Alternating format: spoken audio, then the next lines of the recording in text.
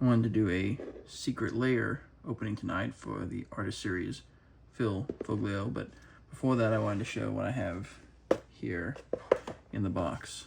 This is my collection of 3D magic artwork. So I've taken multiple cards, multiple copies of the same card, cut them up to make a layered presentation, and that relates to this secret Lair draw because I did one for a piece of Phil Foglio art, which I wanted to show off now. The Presence of the Master. You can see there are 1, 2, 3, 4, 5, 6, 7 copies of this card to cut this out. And you can kind of see in there, like in the background, if you look at the different faces and the leaves, how they're each their own separate layer, as well as the sun. You can see how the sun rays stick out there. The moon sticks out from the stars, and all the planets on there are their own separate layer that are cut out and meticulously stuck on. Even the master himself, his head is sticking out in front of everything, and his robes, you can see their own individual layers.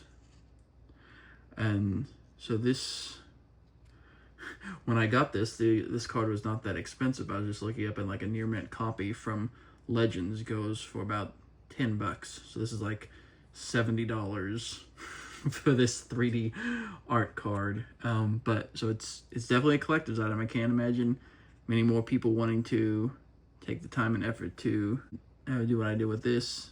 But yeah, I always thought the art was interesting, so I wanted to make a 3D version of it, and I used foam here to add some additional thickness to it so it wouldn't just be all cards.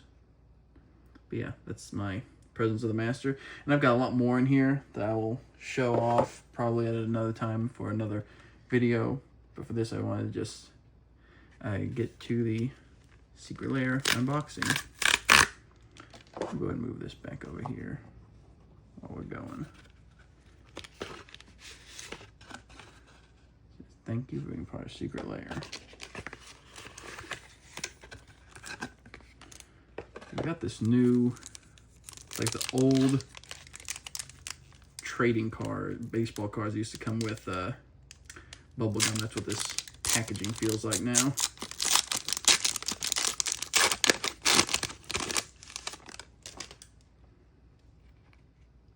Got Goblin Bombardment, a All-Star and Commander, and Cube. Other formats as well. Orcish Lumberjack. Hey, I have to say, I'm actually impressed with the foiling on this. With secret layers, you never know what you're going to get, if it's going to be washed out and dark, but this foiling looks good. I mean, we'll see if it curls or not, but it definitely is very shiny. Constant Mist. I'm pretty sure this is like the first reprint and first foil treatment for this card. So that's pretty sweet.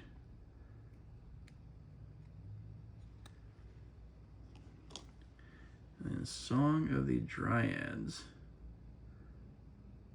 Pretty cool card. That was interesting that this was a mix of red and green cards for Phil. You know, no white, no black, no blue. I guess these could all go in your red-green commander deck, maybe a Centaur. And then we also get the art one, which I can't even tell if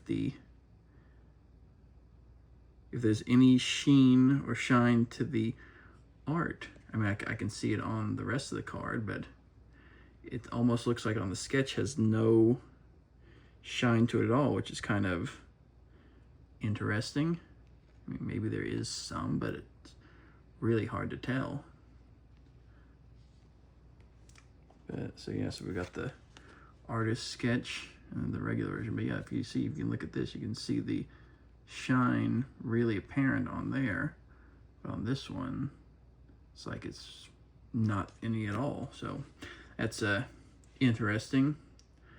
would have preferred a little shine on it, but that is the Phil Foglio Secret Lair drop. He always does good with surprised characters getting their comeuppance.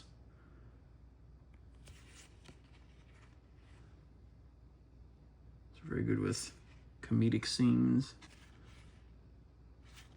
So yeah, fun super drop. Fun for people who have care about the art history of Magic the Gathering. You know, and with everybody talking about Final Fantasy now and what's the next IP, there's some of us who still like the classic art, the classic fantasy feel, even with things like Phil Foglio, which was definitely more comedic. And I mean, I guess we could talk about Universes Beyond. Does Albert Einstein count as Universes Beyond? But I will say I definitely do miss the more